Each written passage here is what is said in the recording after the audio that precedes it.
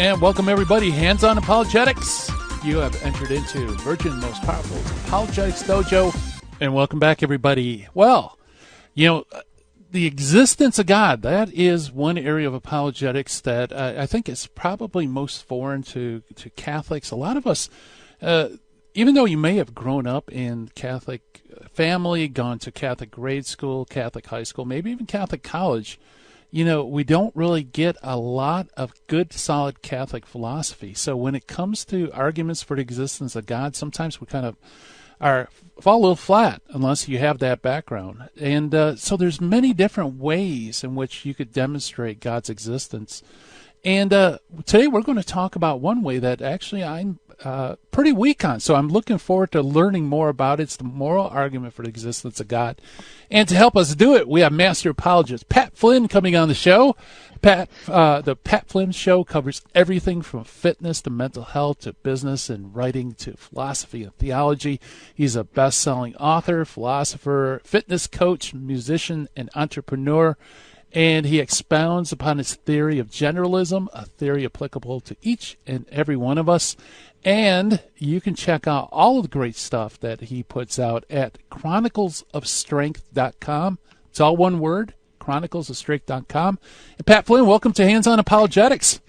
Gary, it's good to be back. Always a pleasure to chat with you, and thanks again for having me on. Yeah, this is kind of familiar ground for you because you're no stranger to the gym, both in terms of workouts and also in terms of intellectual workouts.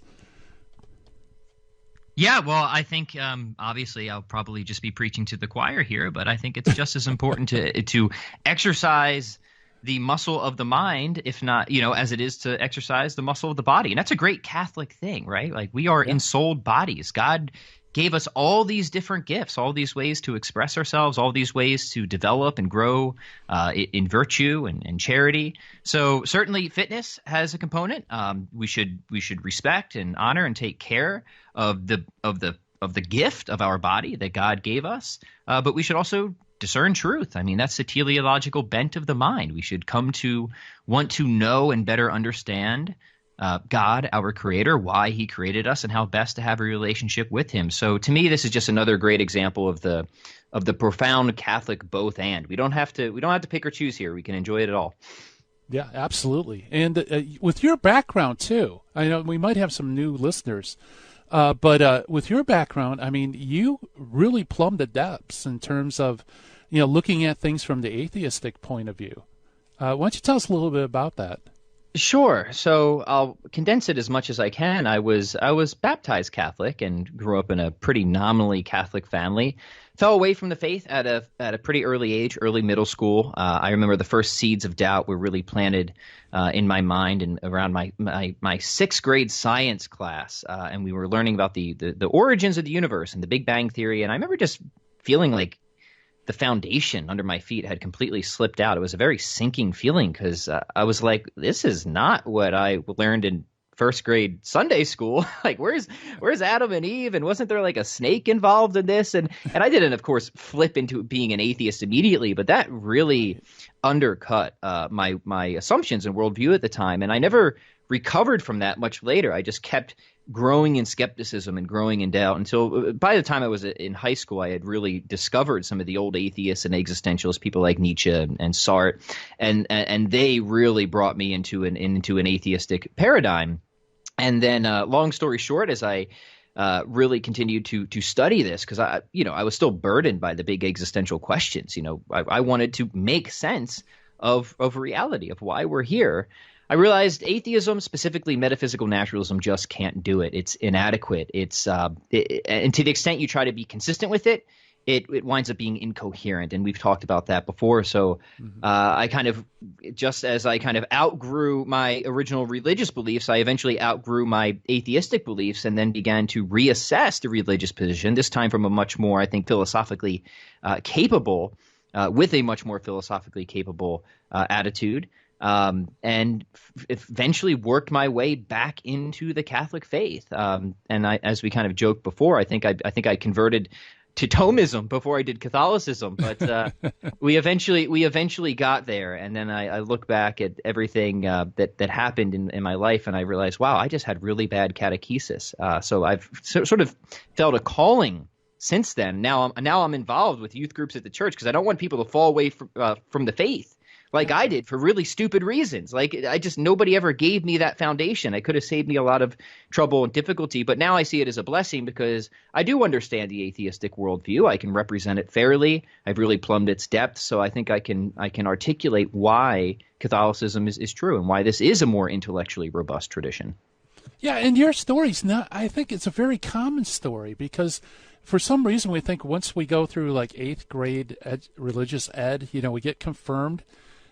We know it all, and then we go into like secular college or something, and they present something very different. And it's instead of going back to the church and saying, "Okay, well, give me the adult version," we just kind of mark it off as, "Oh well, I guess that was wrong, so now I'll just follow what academia says." Yeah, it's really babyish. I was lamenting about this to a few people in my parish. It's like here we have kids, especially in high school, who some of them are doing calculus, and we're giving them absolutely kindergarten theology.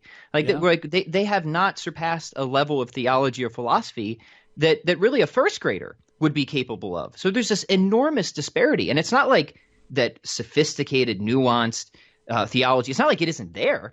It's absolutely there. But for some reason, and I have no idea why. But before I was working with high schoolers, I was working with fourth graders. And man, these kids are smart and they want to actually dive deep with this stuff. And I would get so frustrated when I came in after being on vacation and we had substitute teachers and I learned that they were just, coloring pictures or making rosaries. I was like, and you wonder why people are leaving the faith. You're not teaching them anything, right? And it's just, I could go on forever about that. It's a huge frustration of mine because I personally relate to it. It led to me leaving the faith. So I'm trying to do what I can to show that one, children can handle this stuff.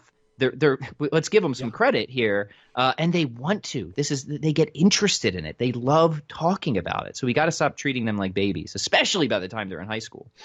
Yeah, that squares perfectly with my online classes. I teach apologetics for middle school, high school age kids, and I give them the stuff I give adults. I don't baby it down, and they love it. They love the challenge. They want more. And so you're absolutely right. They're primed and ready to go. It's just we got to start challenging them. We got to give them this, more sophisticated, more detailed catechesis than they're receiving. But So that kind of brings us. So all the listeners, keep that in mind because if you feel challenged on the next part of the program, that's good. Listen to it a couple of times. Kind of soak in it because, like I said before, there's many different arguments for the existence of God. But this particular argument that we're going to talk about today, the moral argument, I've run across it, but I never really dove into it. So I'm looking forward to it. Tell us a little bit about what exactly is the moral argument. Sure. So I, like you, Gary, kind of avoided the moral argument for a while. I was really interested in more of the sort of contingency style arguments because I felt like really airtight metaphysical demonstration.